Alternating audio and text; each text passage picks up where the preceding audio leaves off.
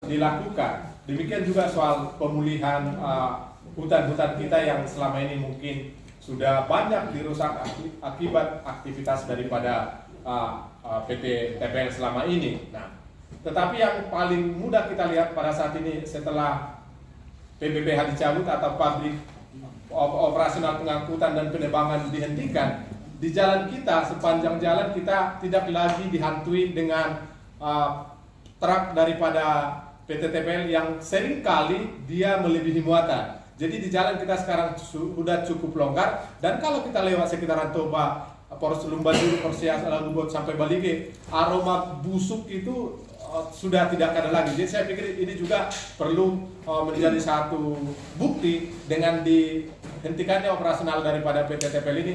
Ada hal yang sangat mendukung kita dalam perjalanan kita dan juga soal lingkungan kita. Nah, karena kita banyak di sini juga bersama-sama melakukan pekerjaan ini, saya pikir teman-teman nanti bisa juga menyampaikan lebih spesifik soal hukum ataupun peraturan dan juga soal situasi yang lain. Nah, terkait dengan teman-teman yang selama ini juga bekerja di sana, mungkin nanti lebih jelas akan PBPH-nya TPL sudah dicabut baik dari Kementerian Kehutanan maupun yang baru ini dari Kementerian Lingkungan Hidup. Dan kita bersyukur karena mereka yang memberikan izin lalu sekarang mereka yang mencabutnya dengan sangat tegas di situ. Nah, yang paling penting menurut kami itu ada 5 hal yang bisa kita soroti. Yang pertama, seperti kata Bang Jantoni tadi tentang pengakuan terhadap masyarakat adat, tentu proses panjang dari konflik di dalam konsesi TPL adalah bagaimana kita melihat pengakuan dan perlindungan kepada masyarakat adat. Tentu saat ini banyak kabupaten seperti Kabupaten Toba, Kabupaten Samosir, Kabupaten Taput, dan Kabupaten Kupang Hasudutan walaupun secara perda khusus itu mengakui keberadaan masyarakat adat. Poin pertama yang penting bagi kita adalah bagaimana masyarakat adat yang sudah berjuang dan juga sudah melakukan pengorganisasian mereka ya di basis dengan catatan bahwa mereka sudah melakukan pemetaan partisipatif, kemudian menuliskan sejarah dan mendaftarkannya ini melalui kabupaten-kabupaten, sehingga kita berharap bahwa melalui perda tersebut pemerintah secara serius melakukan verifikasi dan identifikasi terhadap masyarakat adat dalam hal pengakuan terhadap wilayah-wilayah adat mereka. Karena selama ini pemerintah kabupaten itu berkata, kenapa kami tidak mau mengakui masyarakat adat, karena adanya akan memperburuk investasi karena adanya perusahaan TPL di dalamnya. Saat ini ketika TPL dicabut tentu tidak ada lagi alasan investasi yang menghambat pengakuan dan perlindungan kepada masyarakat adat itu sendiri. Itu yang pertama. Yang kedua, kita melihat bahwa ini menjadi pintu masuk bagi kementerian baik kehutanan maupun Kementerian Lingkungan Hidup untuk memulihkan wilayah-wilayah yang sudah dirusak dan juga pengembalian fungsi-fungsi hutan yang sudah rusak. Ini bisa kita lihat bahwa pemerintah saat ini kan mereka sudah banyak sekali melakukan perjanjian internasional untuk untuk krisis iklim, dan juga untuk bagaimana melakukan pemulihan terhadap kerusakan-kerusakan hutan. Dan kita berharap dengan perjanjian-perjanjian internasional, bahkan ada undang-undangnya juga, pemerintah melalui kementerian terkait juga mau melakukan pemulihan dan menjawab tantangan-tantangan krisis iklim seperti yang sudah terjadi pada waktu tanggal 25 November yang lalu.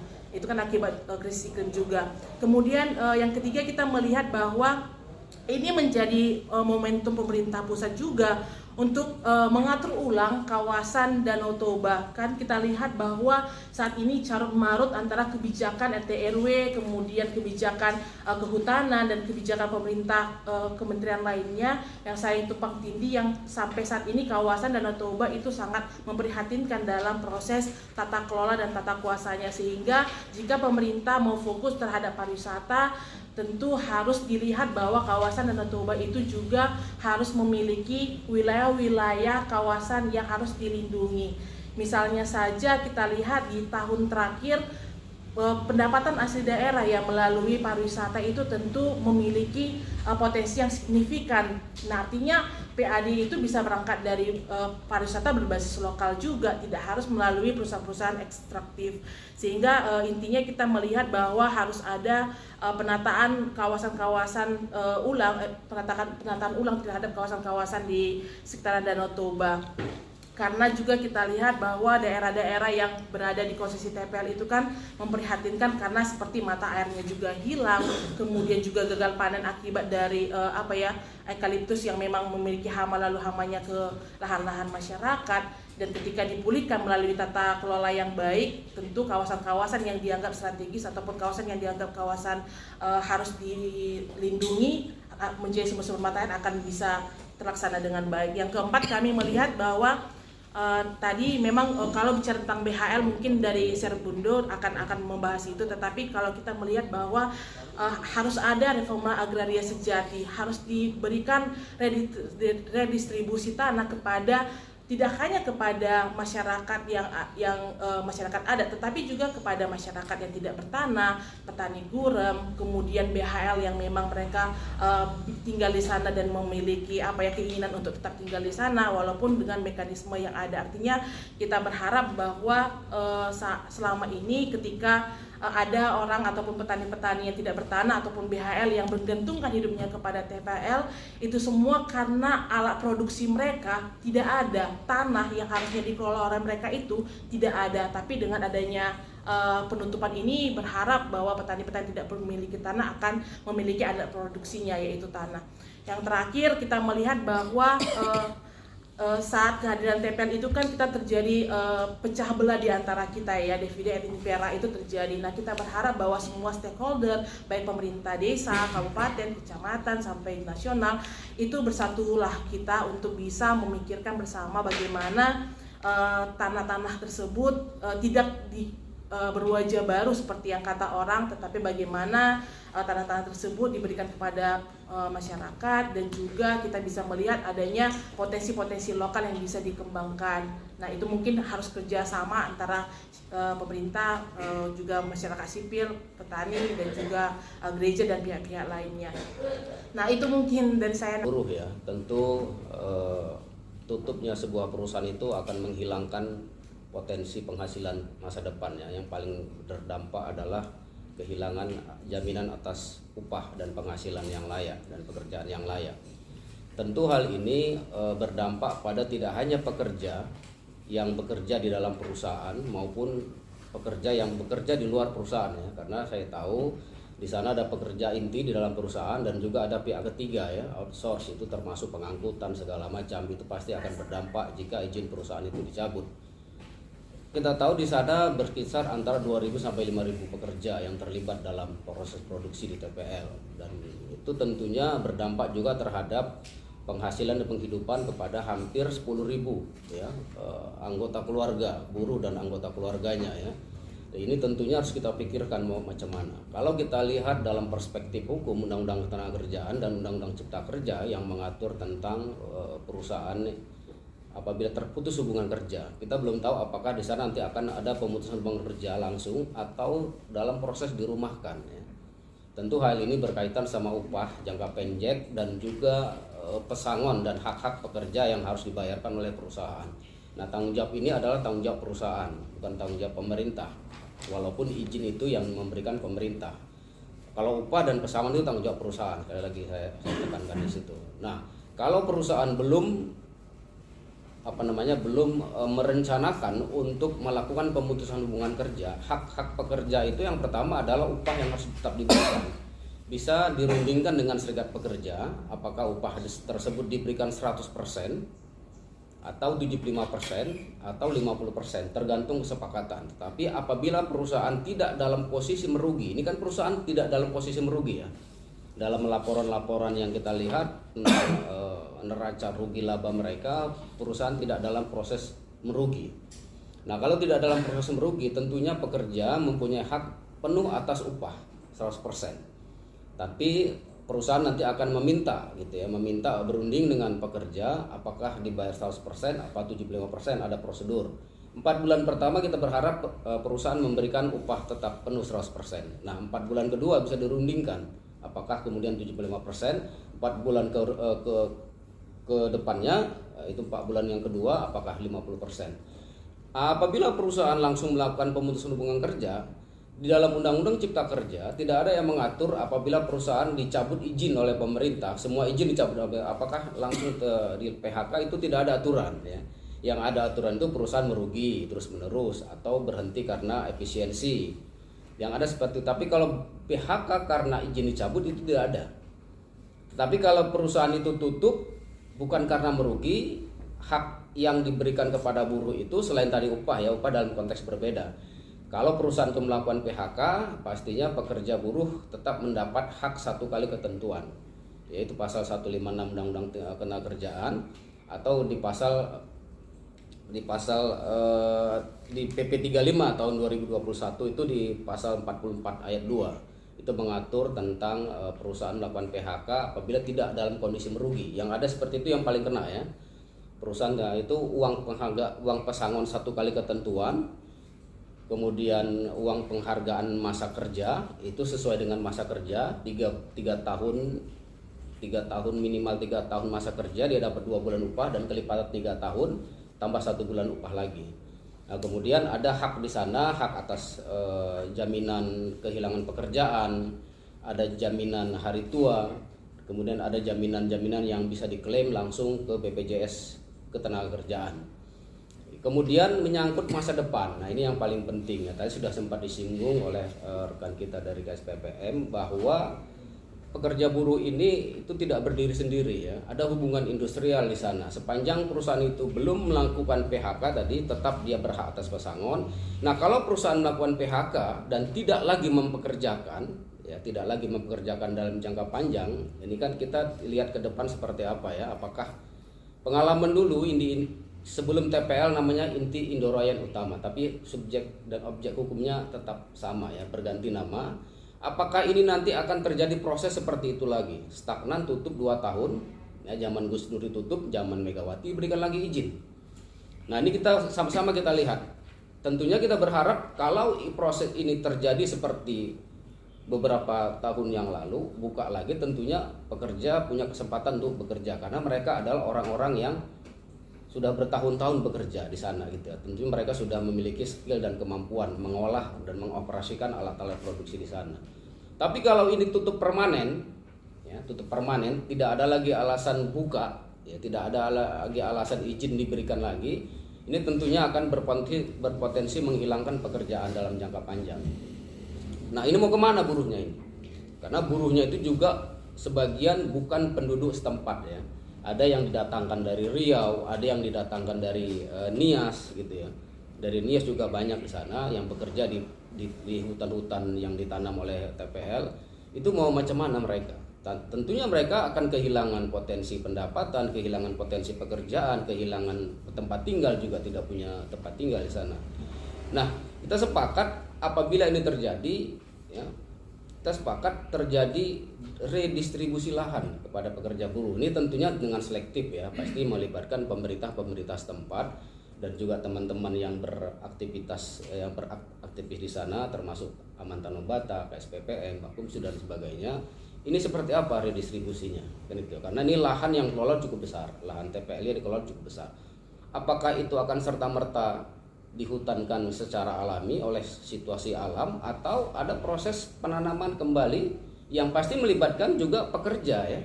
Apakah pekerjanya beralih nanti pekerja-pekerja TPL itu beralih menghutankan kembali ini atau redistribusi itu seperti apa konsepnya? Karena kalau redistribusi kalau tidak terkonsep ini lahan nanti pasti akan dijual belikan kepada investor baru. Ya, ini pasti akan jadi masalah baru gitu. Nah, ini yang harus dipikirkan. Nah, pada perspektif buruh, masyarakat adat dan soal lingkungannya barangkali sudah disampaikan. Tapi paling tidak sepemikiran kita di sini, kita yang hadir di sini adalah sefrekuensi kira-kira seperti itu. Bagaimana misalnya dengan penutupan pencabutan izin PBBH ini oleh 28 dan secara khusus TPL ini bisa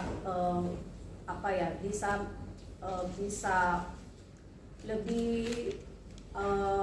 membuka ruang-ruang lagi sebenarnya kepada masyarakat ya, masyarakat lokal, masyarakat adat secara khusus, kemudian bagaimana buruh dan bagaimana lingkungan. Tapi begini teman-teman sekalian, kita melihat bahwa pencabutan izin yang dilakukan oleh pemerintah ini itu kan berdasarkan hasil katakanlah investigasi awal yang menurut informasi investigasi yang sudah dilakukan oleh pemerintah, dalam hal ini KPH yang sudah bekerja, yang menurut informasinya hampir 1 tahun. Tapi akhirnya ada bencana, itu akhirnya membuat mereka semakin menseriusin bahwa ternyata bencana tersebut adalah bagian yang dilakukan oleh adanya korporasi. Salah satunya adalah TPL, di mana izinnya 167.000 sekian itu yang menyebabkan terjadinya bencana ekologi. Nah, kita melihat sebenarnya pemerintah ini sudah, kalau bahasanya saya sebenarnya appreciate kepada pemerintah, tapi sebenarnya pemerintah sudah terlalu lama dan lambat sekali untuk mengatakan izin TPL ini harus dicabut, kira-kira begitu. 40 tahun bagi masyarakat yang sudah menderita sengsara, bagaimana mereka yang sudah sumber pangan mereka dirampas, masyarakatnya yang sudah ribuan, bahkan kalau kita hitung 40 tahun lebih TPL beroperasi, itu merenggut nyawa manusia. 1-2 orang manusia itu adalah manusia yang bisa kita hitung dan tidak ternilai gitu.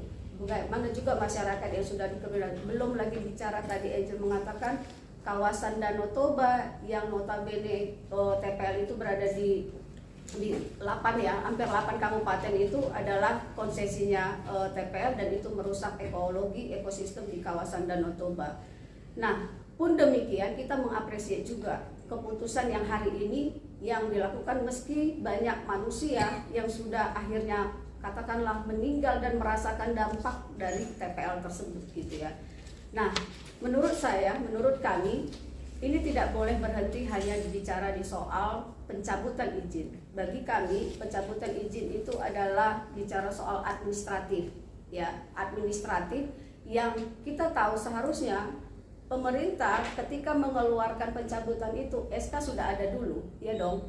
Tapi ini ternyata SK baru keluar semalam, benar? Semalam ya, kemarin ya kita dapat. Tapi kami belum mendapat loh kawan-kawan media. Saya nggak tahu apakah kawan-kawan media juga sudah mendapatkan salinan SK tersebut. Kami sudah mencari, bahkan teman-teman di nasional juga mencari SK tersebut, belum ada. Kami juga khawatir isi SK tersebut juga ya hanya sebatas, ya kita nggak tahu lah ya seperti apa. Tapi paling tidak kita mau bilang begini, kita nggak mau hanya di atas kertas. Soal legalisasi itu dicabut. Oke, kalau SK-nya hari ini sudah keluar, tapi kita nggak mau hanya selesai di situ. Nah, pemerintah harus lebih mempresur dan mengenjot, meski hari ini pemerintah sedang melakukan upaya gugatan perdata, benar ya kawan-kawan. Dan hari ini kemarin informasinya persidangan ditunda karena tidak datang dari pihak tergugat, gitu ya. Nah, kita juga kecewa di situ. Jangan-jangan juga, nah itu yang kami bilang, kami juga masyarakat sipil harus memonitor secara jelas bagaimana proses perjalanan upaya perdata yang sedang diajukan oleh pemerintah ini. Jangan-jangan ini juga hanya alibi mereka. Kami sudah melakukan upaya perdata gitu kan, tapi nggak bisa juga selesai sampai di situ. Bagaimana pemulihan tadi yang Angel tadi katakan, itu kan harus ada proses upaya pidana juga. Kalau kita mau bilang kerusakan lingkungan yang sudah puluhan tahun ya disebabkan oleh kehadiran TPL ini, itu gimana pemulihannya? Jangan dong jadi rakyat yang disuruh melakukan pemulihan, harusnya korporat juga. Nah, itu yang mau kita bilang, bukan hanya selesai di wilayah administratif saja. Keluar SK itu wilayah administratif menurut kami. Kemudian ada upaya gugatan perdata yang dilakukan.